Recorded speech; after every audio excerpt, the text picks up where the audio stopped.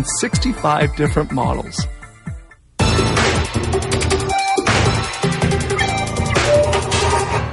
Electronic circuits once involved miles of bulky wiring. Today they're reduced to compact units, like this computer circuit board. If there's a problem, simply pop in a new one and you're back in business. An electronic circuit board is a computer component which can produce spectacularly realistic scenes.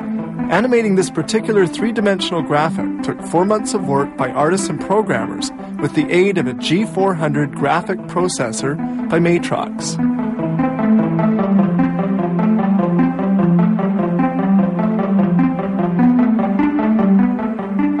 A printed circuit board can be compared to a building composed of fiberglass floors, copper passageways, and stairs that link the floors between them. Cards are assembled with two technologies, surface wiring and wiring through the card. The components are placed into the holes and soldered into place. A stencil is used to apply soldering paste onto the card. This paste will solder the surface components. Here they place the stencil into the printing unit. It is through these holes that the soldering paste will run.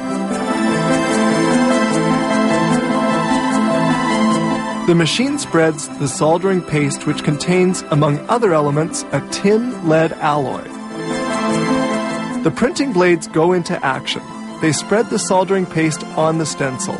This paste runs through the stencil holes and covers the metallic surfaces of the printed circuit board, which will establish the electric current.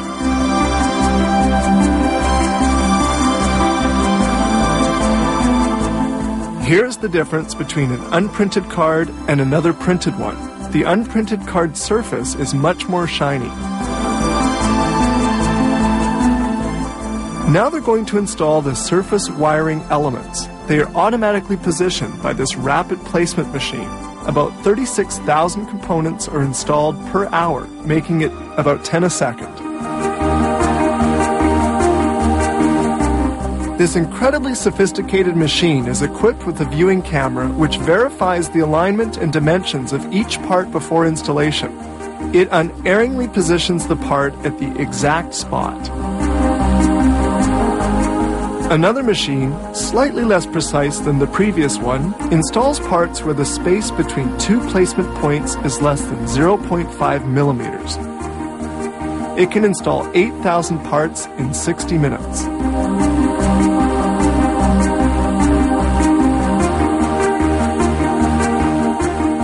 The card continues on its way toward the oven, which accomplishes an essential operation. Once the parts are secured, the card goes into a convection oven where the heat will solder the parts to the card.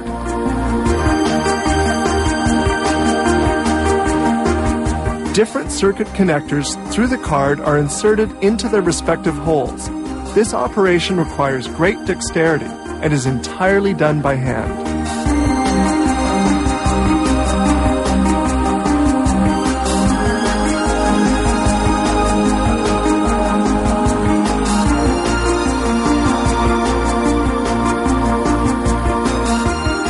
Then the metallic placement points need to be soldered to this card. The soldering of the circuit components through the card is done with a bath of molten tin-lead alloy at a temperature of 240 degrees centigrade.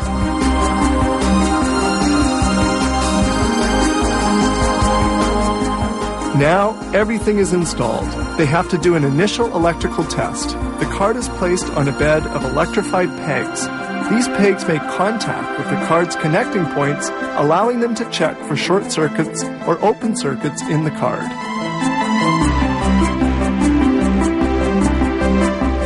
And then a final test, a computer-aided operating test to see if the card is functioning perfectly.